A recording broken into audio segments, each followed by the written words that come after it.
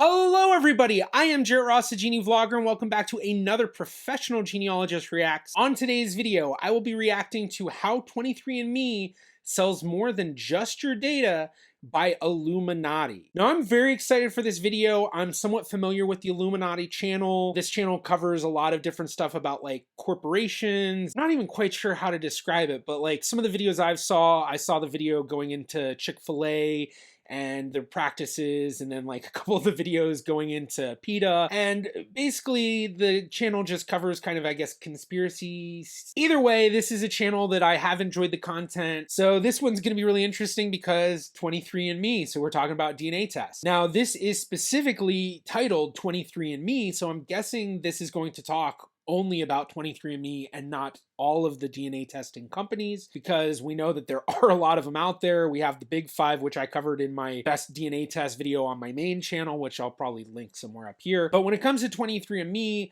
they are much more focused on the medical side of things. They also do have a lot of, sign up so that you can be part of our studies and all of that. But I will say that when it comes to taking a DNA test, you are taking the chance of that, whatever company you're sending your DNA to, now they have your DNA and they can do things with it. And so there is some risk with that, but at the same time, if someone wanted to get your DNA really badly, they just, wait for you to throw something out that you used, or wait till you go to a restaurant and eat and then take your fork, or, there's a lot of ways to get your DNA. Not that it negates the whole, sending your DNA swabs to a actual lab. Now, with Illuminaughtii's channel being very level-headed from the videos I've seen, I'm really hoping that maybe, this won't just be a hit piece of, here's all the terrible things that have happened in relation to DNA testing in 23andMe. I'm hoping that it does cover, this is what it is allowed. It's allowed adoptees and people finding their, trying to find their family to find their family. It's allowed law enforcement to be able to solve cold cases of murders and identify unknown remains, as well as, helping in terms of identifying the remains of soldiers from previous wars that are still being found and sent over to the US and being repatriated. So while there are risks with taking DNA tests and there are things to consider, I think a big part of it too is, with that consideration, are the benefits. And if you are doing DNA testing, knowing what you are testing for, if it's your ancestry, if it's your medical, if it's both, if it's, maybe something else, I don't know, make sure that you consider everything. But either way, I'm hoping that they cover everything in this. So let's go ahead and just jump into the video.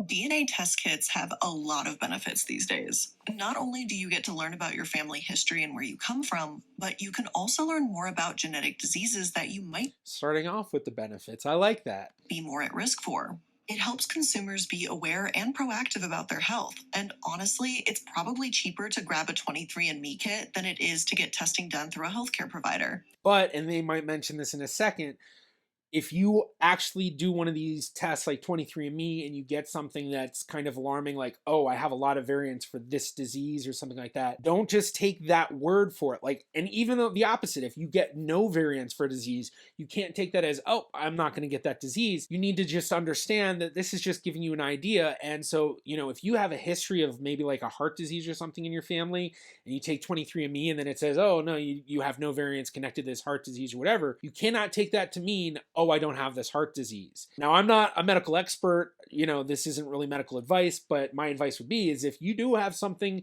in your family history, or, you're trying to actually figure out from these DNA tests, like, oh, I do have a lot of variants and I want to learn more, you do need to speak to an actual health professional, and especially a genetic health professional that knows proper genetic testing that can be done at the diagnostic level, because that is very different from what you get with consumer tests. So they might say that in a second, but I think I just want to add that because that is very important, and I don't want anyone to take these tests and then think, oh, I have this disease, or oh, I'm not going to have this disease because that's what 23andMe said. It's not that way, but it can give you an indication of one way or the other, but it can't tell you for sure. For some, just spitting into those little test tubes has actually changed lives. Laricia Buford, for example, never knew her father. Though her mother said that her dad had the last name Whitehead, even when she eventually met the man, they looked nothing alike. A DNA test confirmed they weren't actually related, leaving her without answers. However, thanks to a search angel, volunteers that help people find long-lost relatives, she did find her biological father. So I actually have been a search angel for many years. I've helped a lot of people find their biological families. And if anyone out there is watching and wants to find a search angel, there are a lot of ways to do it. Some of the best suggestions I would give in terms of finding a search angel: number one, go to searchangels.org. That was the organization that I was a part of. They do a lot of amazing work.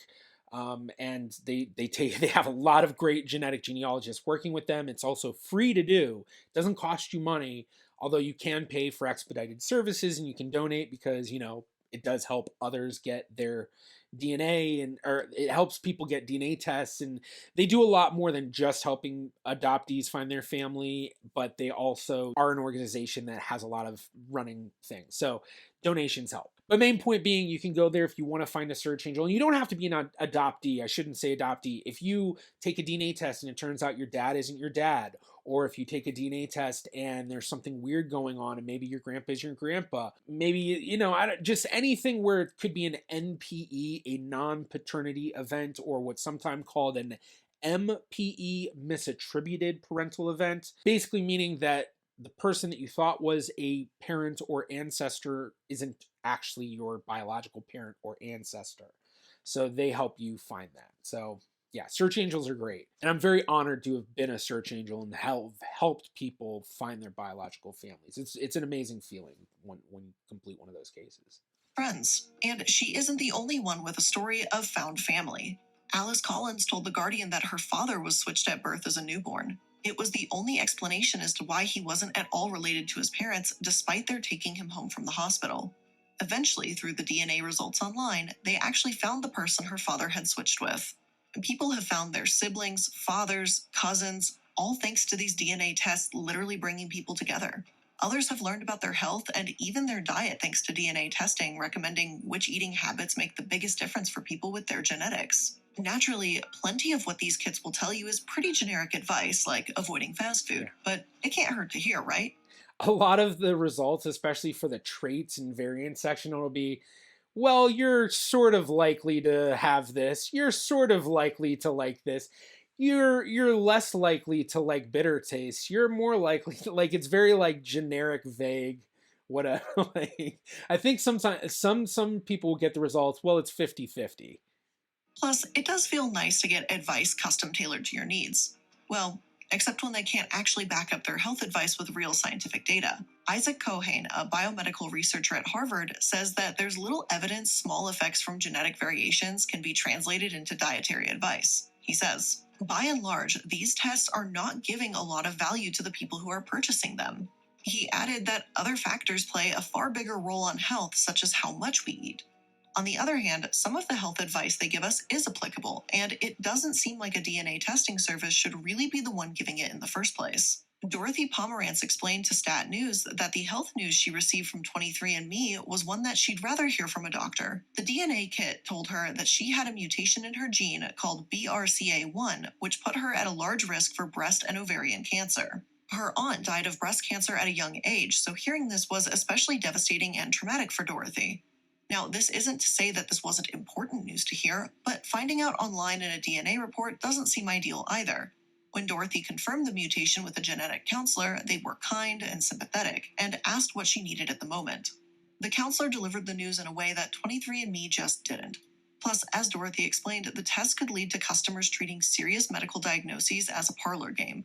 Though she went to a counselor to confirm her diagnosis, what about those who get a clean bill of health because 23andMe doesn't actually screen for all the variants of BRCA1 and BRCA2 genes? And things are much more complicated beyond even what we know in terms of the variants identified that correlate to certain genetic diseases or anything else that, some sort of connection, because this is a ongoing thing. This is science. It's an ongoing study, and they're constantly learning more and discovering more. What they're getting with these consumer grade DNA tests is only even a fraction of what's currently available now. I'm kind of glad that she's going into this. It's kind of like what I was saying before. These tests are only it's an indication one way or the other. And so it's really, you've got to go to a genetic counselor. You need to get a medical professional to become part of this. I definitely think, it is kind of sad that, she got the news through a website that is, pretty jarring. But at the same time, I don't know how it was when she signed up, but nowadays when you do sign up for these things and you go through it, they have you consent to, I understand that I'm about to see this information. I understand that this information may be life-changing, or, I forgot exactly how they word it, but for a lot of these sites, and maybe I'm wrong if some of these sites aren't doing it, but I'm pretty sure all of them that at least give the medical information, they have you basically agree, like, yes, I understand. I wonder if she did just kind of, did the typical read the, terms and conditions sort of page thing of like not even read it and just go through and click through, which then it's, still kind of a sad situation. She had to learn it from a website, but at the same time, it's kind of on her because it's like, what else can the website do to, try to, make sure that their consumers know, okay, be ready because what you're going to see, it could change your life, especially like the DNA matches stuff. If you opt in to do DNA matching, then you might find out that your dad isn't your dad. And that is some very jarring news for a lot of people. So, all right, let's continue. There are over 1,000 variations that can elevate cancer risk. After all, and 23andMe only screens for 3. These 3 are the most common, but if someone tests negative, I have to wonder if these DNA kits can give someone a false sense of security. Or on the flip side, maybe they can needlessly terrify someone when they're incorrect. Yeah. Of course, there's plenty of other issues with both of those are very, very valid statements. 23andMe, but maybe the privacy problems, data hoarding, and lack of transparency shouldn't be a surprise when the CEO has family connections to YouTube and Google. So what if... Yeah, that's a big thing because her sister is, I think it's her sister, Susan Wojcicki, who was the president or CEO, or I forgot, of YouTube, but recently stepped down. Yeah, there is, that question of, stuff going on there, but that starts getting into the conspiracy side of things of connecting the dots sort of thing. If we stick to keeping genetic testing and health advice in a medical environment, then these DNA tests are a good idea, right?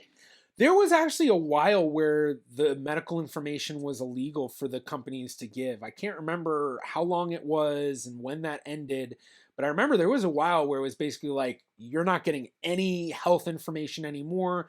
And I think there was a law I think there was a law that did that, and then either the law changed or I don't remember exactly what, but I remember there was a point where you could not get your medical information if you were in the US. If anyone knows, comment down below. Let's continue. Oh geez, we barely even started this video. 20 minutes.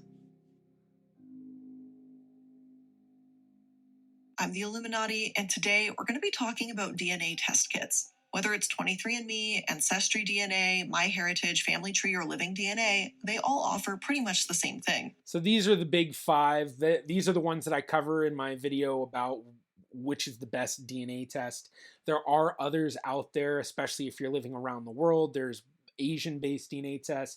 There's South American-based DNA tests. I believe there are DNA tests based elsewhere as well, but those are the main 5. You send them a vial of spit, and they'll tell you everything there is to know about you. Actually, some of them you don't send a vial of spit, you send a swab. Or DNA and genetics.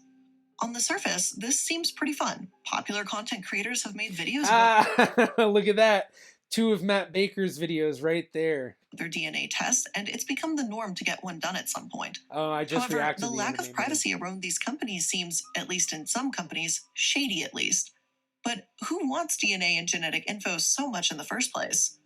Well, the LDS Church does, apparently. A Mormon billionaire, James Sorensen, started one of the first genetic test kit companies called Relative Genetics, which was later bought by another Mormon company, Ancestry.com. They aren't owned by the LDS Church, but the original buyers were Mormon. Very true. I was just about to pause it and be like, Ancestry's not owned by... But interestingly enough, Family Search is owned by the LDS Church, and Family Search hosts the largest genealogy conference, Roots Tech, which I actually just went to just a couple of weeks ago. And the LDS Church is extremely involved in genealogy, and I'm guessing Illuminaughtii might explain that, so I'm not going to explain that, but if she doesn't, then I will. But it's a very interesting thing. I'll probably make a video at some point why the LDS Church is obsessed with genealogy. Now, This isn't to say that every single person interested in genetics out there is Mormon, but it is a very important aspect of their religion, apparently, so it's not surprising that, yes, these ties exist. It's because of the genealogy. They're not like obsessed with the DNA. It's just that the DNA is such a major part of genetic genealogy, and genetic genealogy is become the biggest thing in genealogy. It's I mean it's completely changed the whole genealogy landscape, obviously. That's why. So we'll see what she says. The Salt Lake Tribune wrote in 2013 that the Mormons' genealogical database Family Search joined forces with Ancestry.com to bring about 1 billion historical records online. Family Search, which calls itself one of the largest genealogy organizations in the world, is a boon to Ancestry without a doubt. They are one of the largest, and right now they are actually helping in Ukraine digitize records while the war is going on, so that they can help preserve and save the records in Ukraine, which I did a whole video about saving the history in Ukraine right after the war started. So if you want to check that video out, I'll probably link that up above. Nowhere but the LDS Church will you find such a broad, vast database like this. However, the reason why they want your information feels a bit off. It's for something called proxy baptisms. Essentially, it's having a living person stand in place for a dead person so that the deceased can become baptized and become Mormon even after death. Now, it's one hell of an oversimplification, but it's in a decent part at least why the LDS Church collects this data.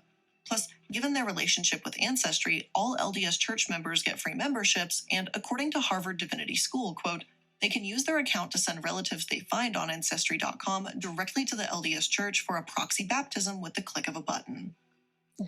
It was a big deal when a lot of people were researching their Jewish ancestry and would go on Family Search and find a baptism date for their ancestor in, like, you know, the year 1998 and stuff like that. And it was a big deal. I don't know.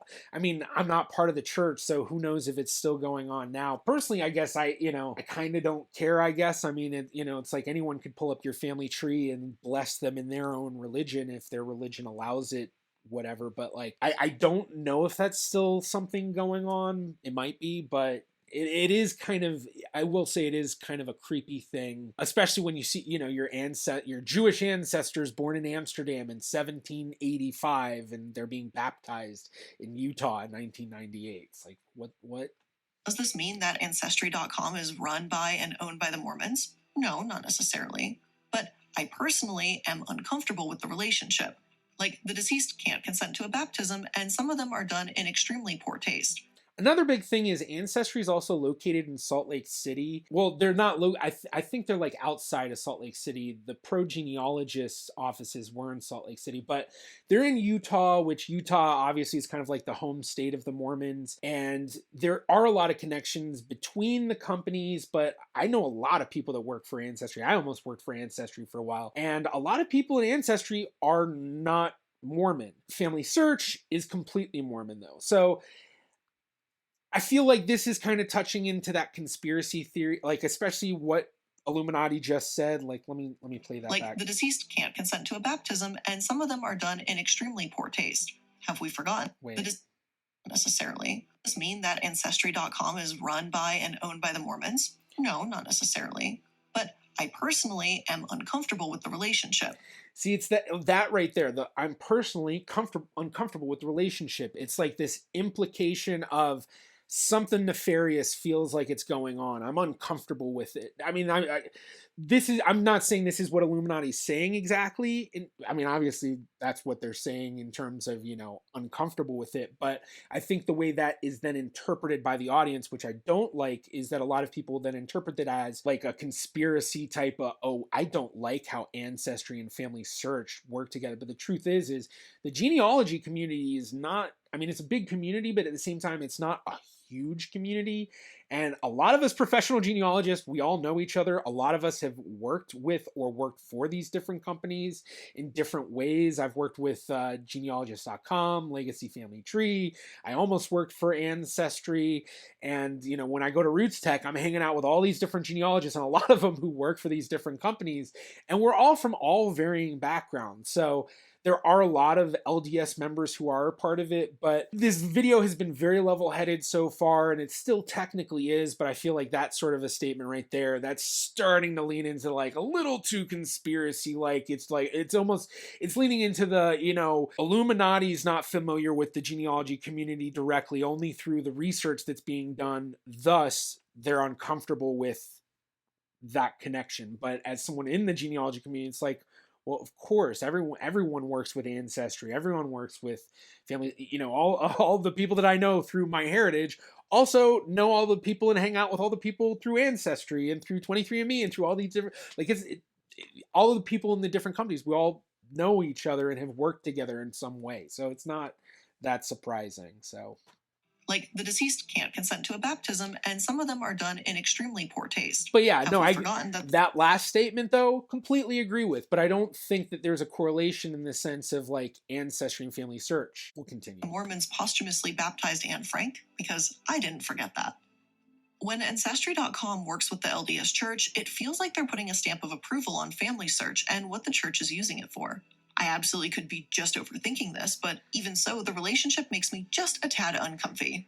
I think you are overthinking it. I think a big part of this is, I'm assuming here, based on what you're saying, is that you do not have a lot of experience with genealogy research in the genealogy community, and thus you don't know the connection between all of these companies having to work together, because all the people in Ancestry also need to access the records on Family Search. All the people at NEHGS all have to access it. All the people at NGS have to access that. All the people at IHAGS, like we all do that. We have people from all the different companies working together. They all do different things. And especially with Family Search being the company that they go out and spend tons of money to digitize records and preserve history, which is something that's immensely amazing. I mean, in this day and age, it's something that we can do with digitizing records, but the fact that they're spending so much money to go out and do it, even with the creepiness of the, baptisms of all sorts of people, it's like, I don't mind that as much in terms of understanding all of the immense benefits we are receiving, the entire world's receiving through their digitization efforts. And their digitization efforts are worldwide in any community they can get into. And trust me, there is no limit to where they're trying to go. I mean, just think about where the LDS Church sends their missionaries, and basically it's the same thing wherever they're going, which they're going everywhere. They're going to Africa, Asia, Europe, Australia, New Zealand, wherever. They're also trying to digitize the records wherever. And because of that, they have so much. They also have the family history libraries pretty much in every city. You can usually find one, sometimes even two or three. Sometimes it might be a few hours drive depending on where you live, but the family history centers all over have a lot of genealogy information. And then of course the family history library in Salt Lake City, as well as Granite Vault, which has all of the genealogy records. Everybody in the genealogy community, including Ancestry, including MyHeritage, including any company that you can think of, is working in some way with Family Search, if not at least using their databases. And it certainly makes sense that Family Search, the biggest player in the genealogy community, is working in multiple ways with the next biggest corporation, or I mean, they're different. One's a church-run thing, the other is an actual corporation, Ancestry. So it makes sense the two biggest ones would be working in collaboration in some sort of way, especially when you're talking about a research field where collaborative genealogical research is the best thing. So there's obviously going to be differences in how things are run with Ancestry being a corporation, but I'm not surprised anyway, and I definitely think Illuminati is just overthinking. All right, let's continue. And maybe you don't have an issue with this though, and that's okay too. But let's take a look at who else wants to get a hold of your genetic information. Parabon Nanolabs is one of the most famous forensic genetics companies on the planet, according to Nature magazine. They solve decades-old cold cases by comparing suspects' DNA to profiles on genealogy databases, piecing together family trees to track down alleged offenders. Basically, if you put your information on there while trying to learn where your ancestors come from, that could be used to put away one of your close relatives if they left their DNA behind on a crime scene. Now let's see if she specifies opt-in and opt-out options, as well as the limitations of which databases allow law enforcement access and which ones don't. And for those who don't know me, I am an investigative genetic genealogist. I work for DNA Labs International. I'm the lead forensic genealogist there. And not only does our lab do extractions for Parabon Labs, but as well, we also do genealogy research, which I'm the lead forensic genealogist. So I do a lot of it, although I have a team working with me. And so we do this exact type of work. And so I know a lot about this. So let's see what she says about this. Again, that doesn't seem bad on the surface, maybe for the person, but maybe don't commit that crime. But it can be used for great things, for giving peace of mind to grieving families that were searching for answers for years. But then, Parabon solved a case that seemingly wasn't cold. A teenage boy assaulted an elderly person in a Mormon meeting house in Utah. If the case were black and white, maybe it would make sense to call in Parabon. A teenager assaulted someone, they traced DNA from blood at the crime scene back to him, and that's it. But there's a bit more to the story here. The main point of contention is that GED Match, the database that Parabon used. GED Match.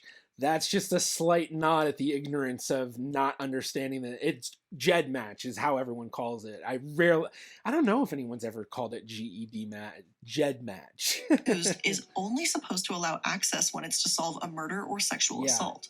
This case actually fit neither of those descriptors, so they were breaking a privacy policy.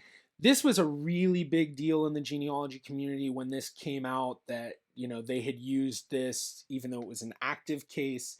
I should say at this point, one thing that has not been mentioned, which I was hoping iilluminaughtii would mention right off the bat, is law enforcement is not allowed to access just any genealogy database. For one, it's not like you can just do that. I know on Law and Order SVU, they had an episode where the Carisi or whatever is like, oh, I uploaded the DNA to the genealogy database. Hey, sorry to interrupt, but the DNA from the stamp, I got a hit. How? I thought there was nothing in CODIS. From learnmylineage.com. You sent Infinity's DNA to a genealogy website? It was a shot in the dark. I figured it was easier to ask your forgiveness than your permission. That's not possible. For one, you can't take the same DNA that you get for like the STR stuff, the typical DNA that they've used in law enforcement to do the genealogy profile, which I'm not going to go too in depth into the difference between autosomal STR or autosomal SNP testing, which is the difference between stuff. But we can only use in law enforcement cases GEDmatch and family tree DNA. Now, there are technically some other websites out there that we can use, but they're very small websites. One's run through a company called Othram, which does the same kind of work. And then another one is a small database that's specifically mitochondrial and Y DNA called MitoY. Basically, 23andMe, MyHeritage, and Ancestry do not allow law enforcement access. As well, on Family Tree DNA and GEDmatch, when you upload your DNA to those databases, you choose, do you want to opt in for law enforcement use or opt out? Now this video is, this video is 3 months old. So I know for a fact that opt-in, opt-out was happening when this video was put up. Hopefully iilluminaughtii will mention, just hasn't mentioned this yet, but this is kind of a big deal because without mentioning that, that's giving the idea to the viewer that if they do an Ancestry DNA test or MyHeritage DNA test or 23 DNA test, that they'll have to be that law enforcement will easily be able to access it, and as well they'll then think that if they test on family tree DNA or if they uploaded GEDmatch, that then law enforcement will be able to access that no matter what, even though they have the opt-in opt-out options.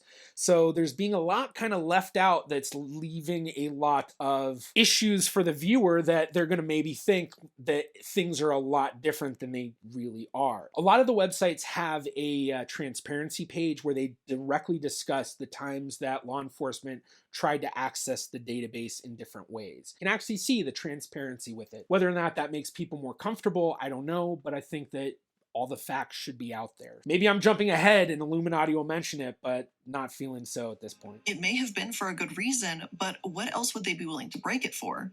Genealogists, privacy experts, and the public at large were understandably a bit pissed off. Many people had their information on GED Match logged right on and opted out for law enforcement use. It was a big blow to the database. A lot of people not only opted out, but a lot of people just straight up took all of their kits off. And some of them being longtime genetic genealogists who had, dozen plus kits in their profile, which then meant that now the database in one fell swoop lost hundreds, if not thousands, if not tens of thousands of kits within little time after that case came out. Even if this technology can be used for amazing things, that transparency and privacy is extremely crucial here. Yeah. Plus, we all know what can happen here if the public forgave this. When you give an inch, they'll take a mile. Two things can be true at the same time. One, that teenage boy deserved to be caught and punished for beating up an elderly person. Two, Parabon should have never broken its disclaimer and used that database for anything other than sexual assault or murder. These privacy concerns have only gotten worse in recent years. Consumer Reports wrote a lengthy report about these problems, explaining that when you consent for your DNA to be used medically, it's important to know what that means. Sure, sometimes your information might end up in the hands of academic institutions. You'll be contributing to science with your genes. It's no wonder that more than 80% of 23andMe customers opt into this research. But what they... Now, I will just, I'm jumping in so much, but I do just want to say with the title of How 23andMe Sells More Than Just Your Data, I am a bit surprised at how little the focus has been 23andMe, and especially with the fact that they just went over the law enforcement stuff, but didn't mention 23andMe does not allow law enforcement access. I think that's really not a good thing. I'm not happy about that. I will say overall, so far the video has been fairly level-headed, but that part, that's, you know, I wonder if that was done on purpose, if they left that information out just to kind of lead that in, you know, feeling of, oh, so 23andMe allows this, or if that was just kind of, you know, if they just kind of didn't realize that, just because obviously the writers and all of that don't seem to fully know the genealogy community and the genetic genealogy community, and this was a research into the community and the companies and what's going on, and you know, little spots of ignorance are popping out like the GED match. So you know, there is the possibility that maybe they just didn't realize that, oh yeah, there are these opt-in and opt-outs on certain databases, and then other databases you can't even access, including 23andMe, the one we'll have in our title. So let's continue. May not know is opting in can also mean that your data can be used for internal research, aka product development. Basically, you paid $100 on a test kit for the company to use you to make their next kit all the better for their customers. It doesn't sound super fair, but I kind of get it. And that's a 23andMe thing. All the other companies, I believe, do up, like, as they upgrade everything, they update it with each upgrade, whereas with 23andMe, if you took it during their V3 chip days, you're getting V3 chip information. If you're doing it during their V4 chip days, you're getting V4 chip information. I don't know if they have an upgrade option for their DNA testing other than just going and taking another DNA test with them to get the most recent upgrades, but I do remember that was kind of an issue for a lot of people, and 23andMe has, I guess for lack of a better term, they've pissed off some genealogists in the community over the years and how they've handled certain things when they rolled out 23andMe Plus, which basically cut off access to useful genealogy tools and put them behind an extra paywall, and just, let's continue. But as Consumer Reports explains, it really does toe the line between medical usage and corporate product development. Personally, I think that if the company themselves is using the data, then that would be a whole thing to opt into, but maybe that's just me. All right, now we know who wants your data and what they want to do with it. But what do they do once they get it? Are these companies protecting your information so no one questionable can... I like, who wants your data? And they don't mention genetic genealogists. We want the data because we want to be able to build these family trees, and we want to be able to expand our trees and be able to find our relatives, and we want people to test because they might be our relatives and we might be able to find out that they are. And get their hands on it? Or is that a little bit... But I should say that's not so nefarious, so, you know, don't mention it. ...more lax than you'd like to believe. I was pleasantly surprised when I read that many of these DNA kit test sites are truly very protective of your DNA. Consumer Reports claim that they worked with AppCensus, a privacy research company, to analyze what these DNA test companies are actually up to. Though they may not know what happens behind the scenes, CR said that protections for a person's DNA were, for the most part, relatively solid. And I know that the phrase relatively solid may not be the most comforting of terms, but it's not actually your DNA that you need to worry about with the DNA kit companies. Kind of odd, right? It's actually your non-DNA data. All that really interesting health information about genetic diseases you may be prone to, yeah, that can actually still be shared. And when you opt in, chances are that it absolutely will go to third parties. And while that doesn't necessarily mean something evil, it's pretty concerning how much data these companies collect and how widespread they actually share it. CR investigated 5 of them, by the way, and they were Circle DNA, Ancestry, 23andMe, GenoPalette, and MyHeritage. I actually am not familiar with GenoPalette. If you know Genopalette, comment below. I'm not familiar with them. Only one of them, Circle DNA, had a reasonably accurate list of third parties that collect data about their users. That means the other 4 either don't know everyone they're sharing data with or simply don't care enough to tell their consumers. Is either a good look? Absolutely not. But perhaps you're still not concerned. I mean, I'm not gonna lie. There are parts of this, and that part specifically, that make me really think about that South Park episode with Cartman and the Smurfs, and where he's like trying to get Wendy Testaberger, who's the class president, like trying to bring her down. Because I'm brave enough to ask questions, I come under scrutinies. Is Wendy using your lunch money to buy heroin? Probably not. But how can we know? I don't want my lunch money going to drugs. Who's taking these drugs? What would be the point? I'm asking questions. Will somebody shut him up? That's kind of how this feels, of like, is it? I don't know. It's up to you, but that's what I think. It's like that same sort of feeling, I mean, I will say, somewhat level-headed video so far. I've obviously had some issues with some things, but I just think that's kind of funny, Even if they have your zip code and gender, it's not as if they could re-identify you. The thing is, that's really not all they have. With your phone number, email address, and name, it's really not that hard to figure out who someone is. A 2019 study published by Nature Communications found that almost every American can be re-identified from any dataset with 15 demographic attributes. Our data gets shared all the time, and it seems like it's just a sad fact of life at this point that we really don't have much control over it whatsoever. Now, this part's really interesting because part of my job is often identifying the genetic matches, and sometimes all we have are initials and an email. I can tell you that a lot of times we'll have what seems like a full name and an email, and even maybe a couple of names in the family tree, and it'll be almost impossible to identify that person. There's a lot of times we can't, because for one, if people have a very common name, especially if you have a very common name and you live in an area with a lot of other people with that same common name, and you have people within the same age group, and I feel like this is making it seem like it's a lot easier than it truly is. But often when we do accomplish actually identifying these people, it's usually through multitudes of using what they've posted online on social media, Facebook especially, but sometimes Twitter. Pinterest is actually an interesting one. That one pops up a lot. But even like white pages, or you can just go to websites like Been Verified, sign up for a membership there, and you can find all sorts of information on people. But even then, it can be very, very difficult to do that. So this is making it seem like it's a little bit easier than it really is. And I will say, 15 what was it? 15 attributes or something? 15 demographic attributes. That's a lot of pieces of information. We usually don't have 15 pieces of demographic attributes. Most of the time, we're lucky if we have 4 or 5. So this is also kind of like, yeah, that makes sense. If you have 15 demographic attributes, it'd be really easy to identify someone. Whereas if you only have 3, 4, or 5, that's not much. And for family tree DNA lists and GEDmatch lists, often that's all we get is the name and the email, and then how much they're matching the profile. So, yeah. Dataset with 15 demographic attributes. All right, let's jump ahead. Don't have much control over it whatsoever.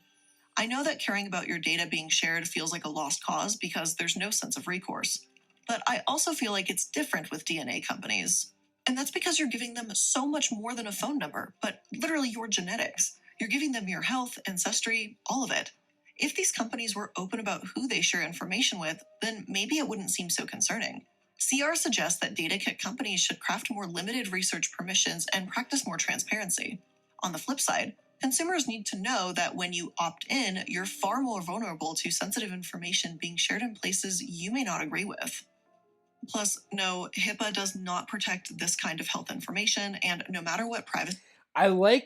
Okay, this is hilarious to me. I'm going to go back. Plus, okay. HIPAA doesn't protect your information, but then it mentions here GINA, the look right here. The Genetic Information Non-Discrimination Act does prevent employers and health insurance companies from using the results of a genetic test to discriminate against you. Oh, why not? It's right there. GINA is such a big deal, and people always gloss over it. I really hope that Illuminaughtii does not gloss over that and actually mentions the law. And it shows it there, and I almost wonder if they did that on purpose if they don't mention it. Or if this is just a nod to that they're going to mention it in a second. But if they don't mention it, that's That is a very big thumbs down, unfortunately. So HIPAA does not protect this kind of health information, and no matter what privacy policy a company has in place now, that's always subject to change. That's true. And speaking of change, that is true. It's always subject to change. You never know which company is going to be bought by a new company and what they're going to do. I mean, there are risks involved that people should understand if they are going to do this. I definitely agree. It's worth mentioning that although CR says that DNA protection with the 5 companies they analyzed was strong, a couple of years ago, some claimed that that wasn't the case. PNAS, or Proceedings of the National Academy of Sciences, cited a study from eLife that said it was the smaller companies, the ones competing with 23andMe and Ancestry, that had these issues. But if it's years ago, did they change their practices? Apparently, the industry giants won't let users upload their own genetic data, but smaller ones allow new users to. Now, this is funny because now they're splitting it into 23andMe and Ancestry are the giants. The other ones are, the other ones are giant as well in their own way. I mean, MyHeritage, for one, isn't just a DNA testing company. They are also a family tree software, and they also host databases. So, Ancestry.com does that as well, but 23andMe doesn't. Then you also have Family Tree DNA, which does have the DNA testing, but then also their DNA testing goes beyond the typical what they're talking about here is what's known as autosomal SNP testing, single nucleotide polymorphism. So that's what you're getting through 23andMe, through Ancestry, through MyHeritage, and most of the time through Family Tree DNA, through their Family Finder. But Family Tree DNA also does Y-DNA testing and mitochondrial DNA testing. So that's a difference as well. And then living DNA is really one of the smaller ones. But still, this is painting things in such a weird way that I wonder if this is still just coming from the fact of maybe they're just ignorant of all of this, and this is just because this is based on their research and they just really didn't either research it in depth enough or they didn't fully understand it. But I don't know. Upload their own genotype data purchased from another service. Did she say genotype? Ones allow new users to upload their own genotype data purchased from another service. Genotype. Basically, if you've already got your 23andMe results, you might want to plug that information into GED Match database and find more extended family. Yeah, I mean, you can upload a GEDmatch, you can upload a Family Tree DNA, you can upload to MyHeritage, you can also upload to Genie.com, you can upload to GenieNet, you can upload to, why am I missing one? There's another one that I'm totally missing. I don't know, there are a lot of databases that you can upload your DNA to and find more matches, and it's, yeah. 23andMe and Ancestry, the only two that I know of that you can't upload to. Using one of these smaller services, you can do so. It's just far riskier. That's a conclusion I'm not quite sure is very valid. I don't know, especially based off of research from years ago. So this is assuming that they changed nothing from years ago, which I think is not a very good way to look at things. I will say so far this video has started to lean a lot more towards much more conspiracy than I really thought it would be. And not, I mean, there are some level-headed parts, but then, like I said, there are a lot of parts of basically, is this bad? Is it not? I'm just asking questions, but asking them in a way that makes it seem like things are very nefarious and not very good. Which there's a lot of validity to some of the issues that Illuminati's bringing up, but it's not a good look when you're swaying those things, especially not mentioning things. Yeah, let's just continue. It feels like there's a lot of ways this personal, sensitive information can fall into the wrong hands. Hackings can and have happened in the past. The FTC even opened an investigation into 23andMe to ensure that they were using the best data protection practices. It was closed, but lingering questions surround them, though more on 23andMe in just a moment. So now that we know who's interested in your genetic data, what they want to do with it, and how they protect it, what about the accuracy of the information they give you in return? Earlier, I said that the genetic health advice they give is a bit laughable but harmless. Sometimes they can't even provide valuable information about your cancer risk, even if it doesn't substitute for what a doctor or medical professional can provide. Unfortunately, some of the health information they provide doesn't fall into either of these categories, and it's apparently downright false. A lawsuit against 23andMe alleges that their test results are meaningless and they use false advertising to promote their kits. They were also sent a warning letter from the FDA warning the company that their marketing materials, quote, violate federal law by making claims which have never been federally approved. The class action lawsuit Where was that from? federal law. Does it say when this article's from? Because I'd be okay, 2013. Now this is really, really, really interesting to me because part of this has to do with, I think, the ignorance of the Illuminati team here with genetic genealogy and the fact that 2013 was such a different world on these DNA websites that you can't compare it to then. How do I correlate this? Okay, it'd be like in the year 1920, talking about all of the issues of cars and then quoting an article from the year 1905.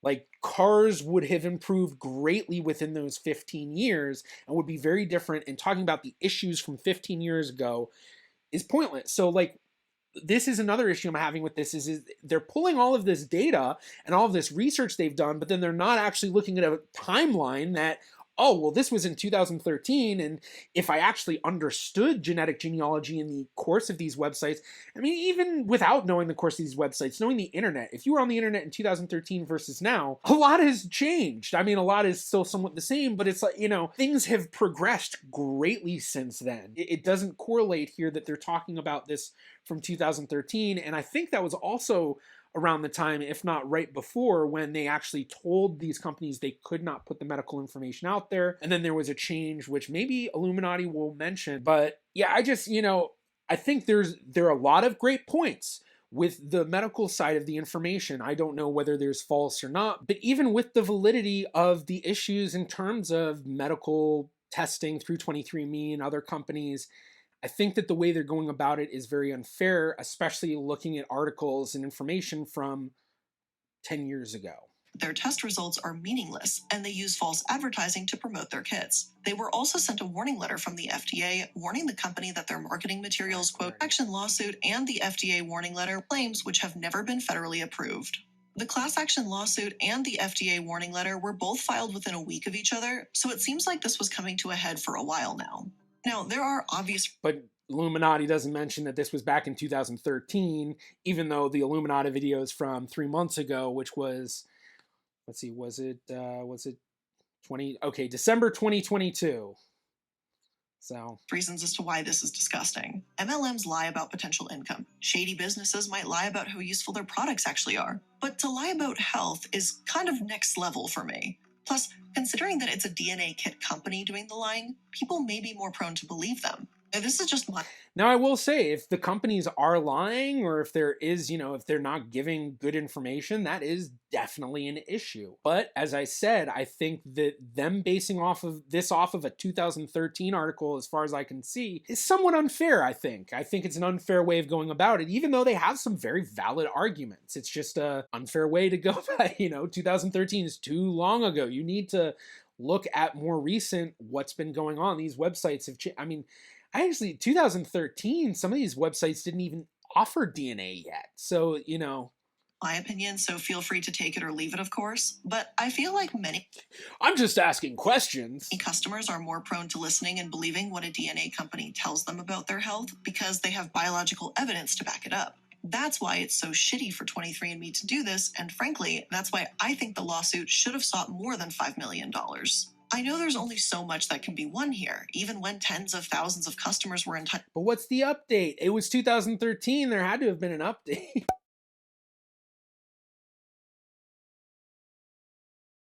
But penalizing them for this kind of lie just feels justified. Scientific American elaborated on the whole situation and said that while 23andMe is terrifying, it's not for the reasons the FDA thinks. According to their article, it's not the accuracy of the health advice that the DNA kits provide that's the real problem here. Instead, SA argues that 23andMe's personal genome service isn't meant to be a medical service at all. Quote, it is a mechanism meant to be a front end for a massive information gathering operation against an unwitting public. In other words, 23andMe isn't just collecting and potentially oversharing data about you and your health, but their genome service exists solely for this purpose. Other companies have done this in the past. Google may have an incredible search engine that many of us rely on a daily basis, but their fundamental purpose isn't helping a consumer search for the average length of spaghetti or possible ways to grow taller. It's information hoarding.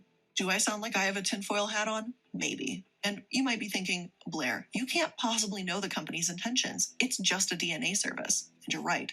So then let's take a look at someone who does know the company's intentions. Patrick Chung, a 23andMe board member, he told Fast Company this. The long game here is not to make money selling kits, although the kits are essential to get base level data. Once you have the data, the company does actually become the Google of personalized healthcare.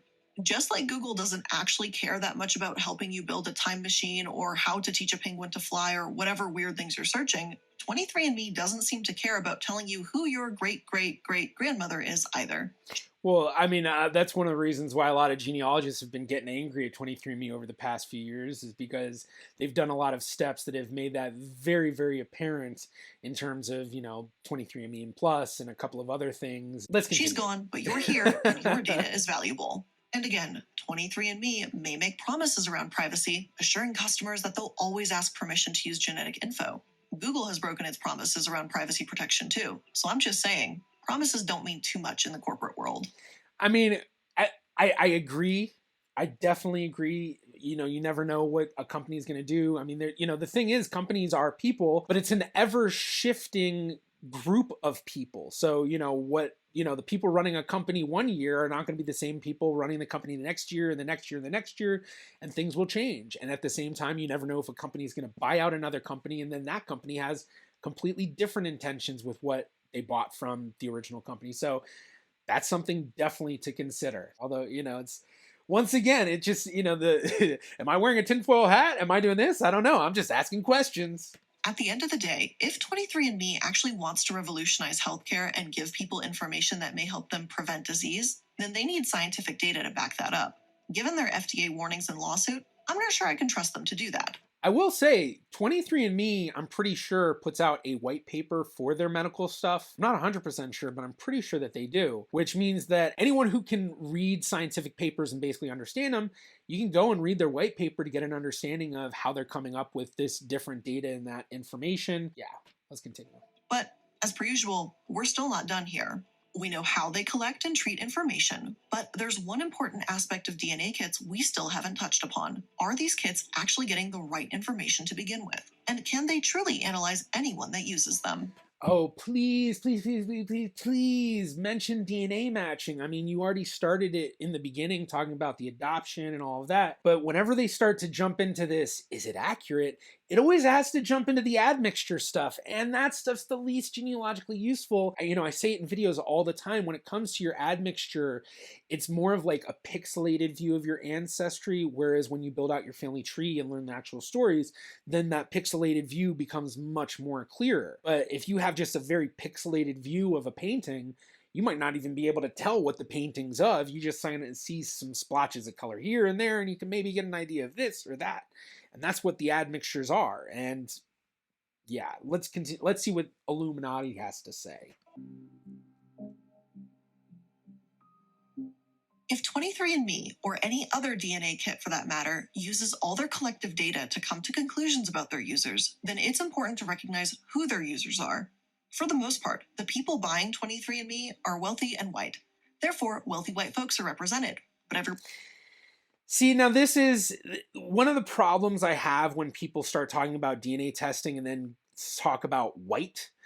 I think that's an issue. I definitely think that there are conversations to be had when talking about white versus black and all that. But when you're talking about DNA testing, it goes much further beyond white, because white covers a lot of population groups that don't have much genetic connection, let alone any sort of genetic connection that you're going to be able to find very succinctly through autosomal DNA testing. Now, I know exactly where this is going to lead, because this is where a lot of these types of videos lead, where they talk about that it's mostly, I prefer to say European, but they're going to say, it's mostly white people in these databases. So it's a bigger, heavy lean towards people with white backgrounds. And it is true, but at the same time, saying white is a bad way to go about it, because it's not like every person that comes from a white population is covered, because there are a lot of Balkan countries that don't quite have a lot of coverage. There's a lot of Eastern European countries that don't have a lot of coverage.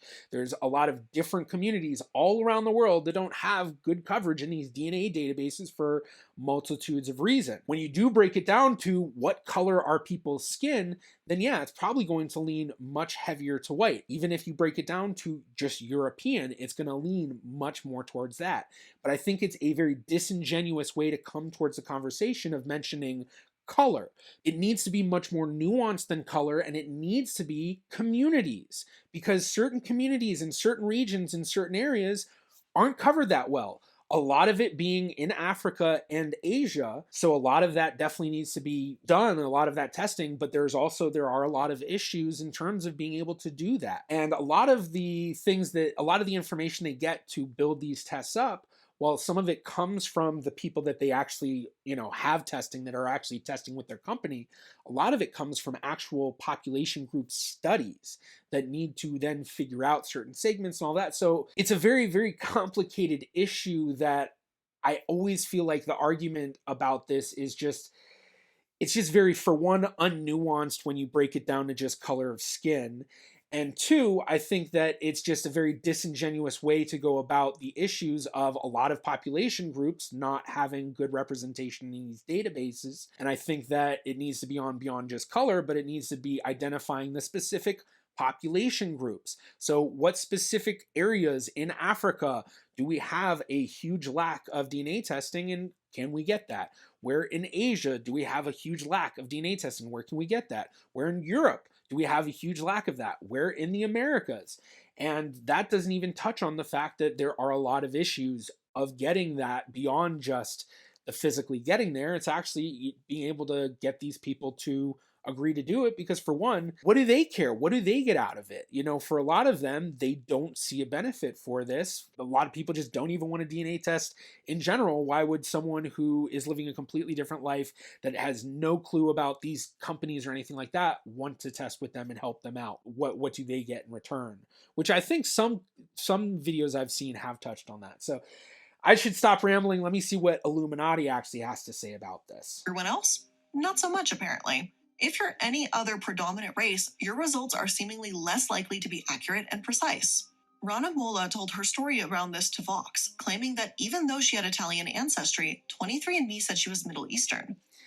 But that's just all right, when was that article from? Claiming that even though 2019. Okay, yeah. But the thing is, and we talk about this on this channel all the time, is that these companies have a very difficult time deciphering this information, and it is not a perfect thing in any way. There are a lot of issues with it. For one, there's 1% misread on these DNA tests. So when you're taking one of these DNA tests, you're taking an autosomal SNP test, an autosomal single nucleotide polymorphism test. And that is going to test 600 to 700,000 markers on your DNA. And you have a 1% margin of error. So that means that 6,000 to 7,000 DNA markers are going to be misread in some sort of way. Then that DNA is then put through the admixture calculators, which also have their own issues of margin of errors within those different companies. So the big thing being the actual statistical analysis of it that you can see in certain white papers. So like I mentioned before, 23andMe has white papers.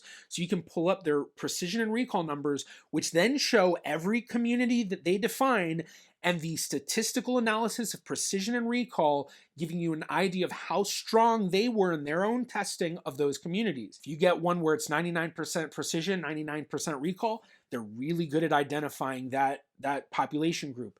But if you see one where it's maybe 50% and 70%, that's going to be a lot harder to determine. I do have a video, if you want to learn more about precision recall, I'll try to link it up above, where I go into depth about how to actually learn about that. And so it's not even as simple as, is one test better than the other? Because some tests might be better with certain population groups than other tests. And it all has to do with who do they have in their studies that the other companies don't have. Not just in their database who've tested with them, but they actually pay to have studies going and done. And then they also get access to specific studies, and they use these different studies to then build up their databases to then come up with these admixtures. Though she had Italian ancestry, 23andMe said she was Middle Eastern. Ronnie told her grandmother, who insisted that no, Ronnie was Italian and the DNA kit was lying. About 3 years later, after her grandmother passed, Ronnie got an email from 23andMe that admitted to their mistake. She is a quarter Italian after all. And So, I mean, let's just continue. mistakes do happen. And if this was just one slip-up, then I'd be more prone to give 23andMe the benefit of the doubt. However, this is apparently a consistent issue with DNA kits, as almost 80% of 23andMe study participants are of European descent.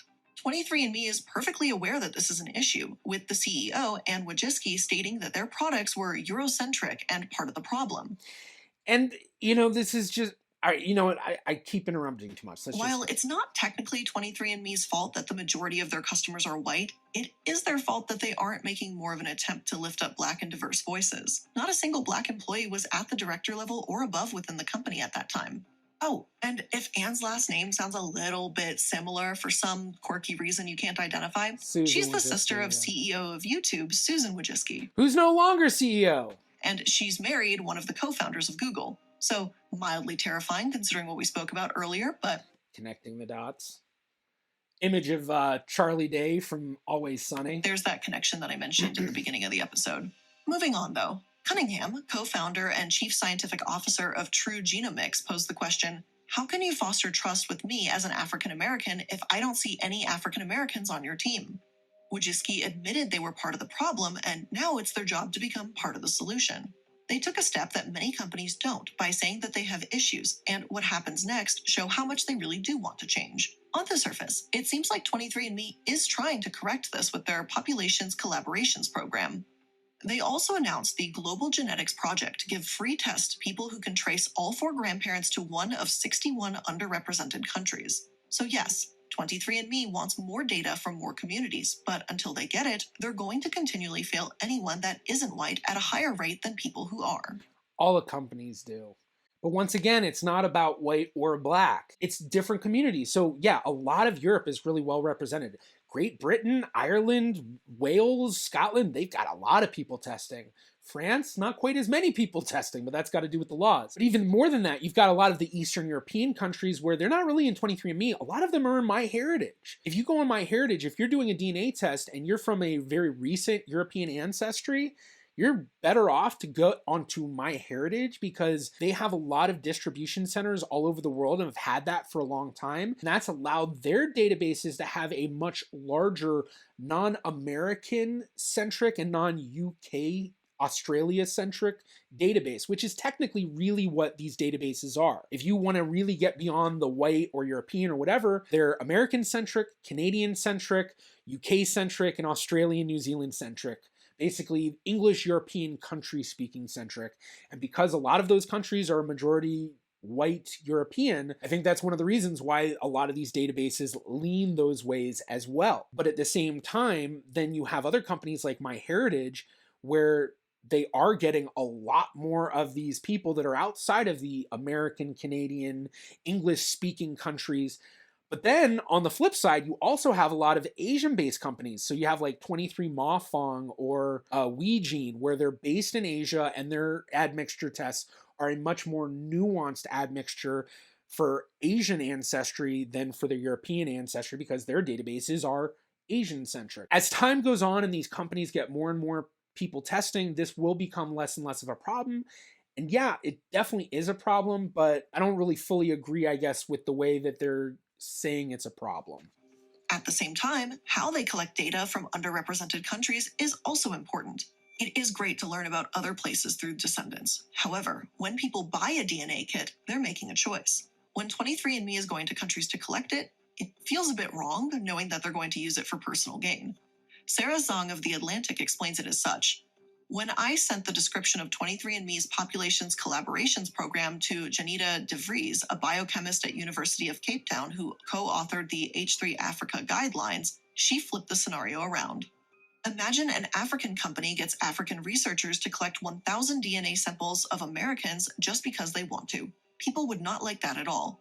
Given how 23andMe has treated and potentially even exploited their willing customers, them going into African countries and asking for genetic data leaves a pretty bad taste in my mouth.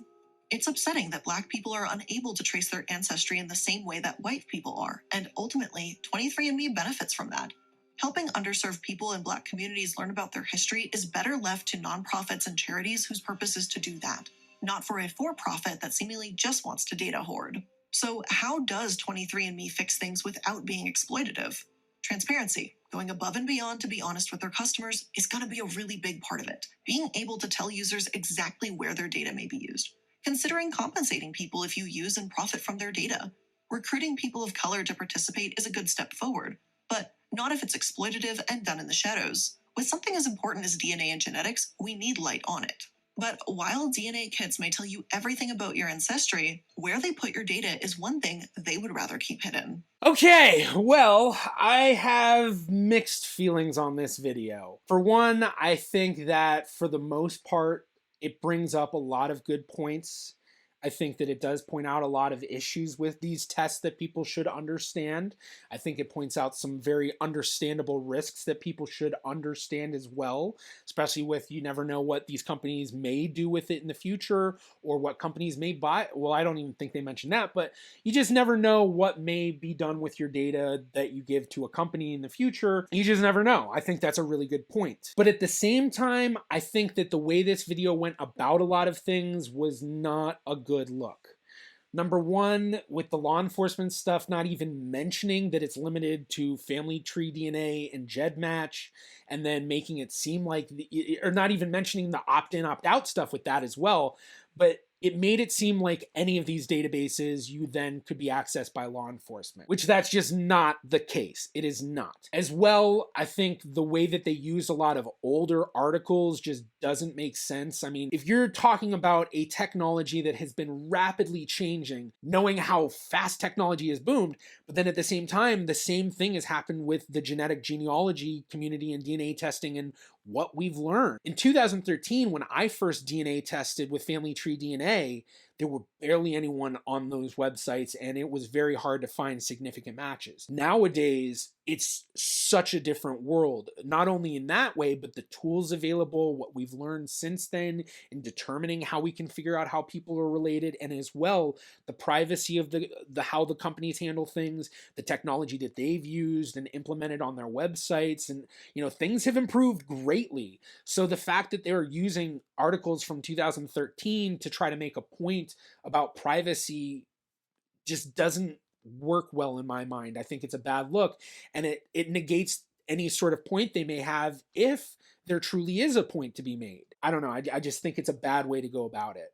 So I think that this video was good in some ways, but in some ways it was very disappointing to me. I think it started out on a really strong note, talking about, all that information about the adoptees and, solving all of this stuff. But I feel like that there's just, this really did start to kind of get into the tinfoil hat, like I said, the whole, I'm just asking questions here. Is it, it's just my opinion and I think it's a little weird, but what do you think? Even though I pushed this sort of bias towards you.